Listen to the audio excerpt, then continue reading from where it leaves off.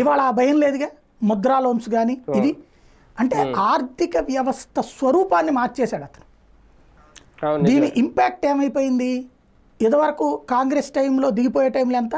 12 లక్షల కోట్ల బడ్జెట్, ఇప్పుడు 42 లక్షల కోట్ల బడ్జెట్, ఏకంగా 30 లక్షల కోట్ల రూపాయల మార్పు వచ్చింది. దీంతో పాటుగా ఇదివరకు నాకు ఓ పెద్ద కోపం ఉండేది ఏంటంటే, నేను TV9లో ఉన్నప్పుడు తిరుపతి జాయిన్ అయినప్పుడు నాకు 60,000 జీతం అయింది. అప్పుడు ఆ రోజు నుంచి కూడా నేను ట్యాక్స్ కట్టాల్సి వచ్చేది, ఇన్కమ్ ట్యాక్స్. 2009 నుంచి నేను ఇన్కమ్ ట్యాక్స్ కడుతున్నా. నాకు జీతంలోనే కట్ చేసి ఇచ్చేస్తారు వాళ్ళు. అదే వ్యాపారస్తులు వీళ్ళైతే పనులు ఎగేస్తూ ఉంటారు, మనమేమో ఇక్కడేమో ఖచ్చితంగా జీతం దగ్గర లాగేసుకుని ఇచ్చేస్తారు. ఆ తర్వాత జెమినీలో నాకు ₹1,00,000 జీతం అంటే చేతికి 67,000 68,000 వచ్చాయి అనమాట. అంటే ట్యాక్స్ కింద ప్లస్ PF ఇవన్నీ కలిపి అట్ట పోయి వచ్చాయి. అప్పుడు బాధ అనిపించేది అనమాట. అదే ఇవాళ రోజున ఏది నోట్ల రద్దు తర్వాత ఎంతమంది తమ అమౌంట్ అంతా డిస్క్లోజ్ చేసి పన్ను కట్టారు?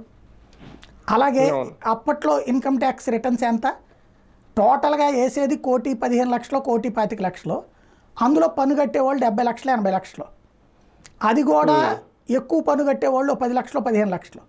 ఇవాళ దగ్గరగా 12 కోట్ల దాకా ఐటీ రిటర్న్స్ పడుతున్నాయి.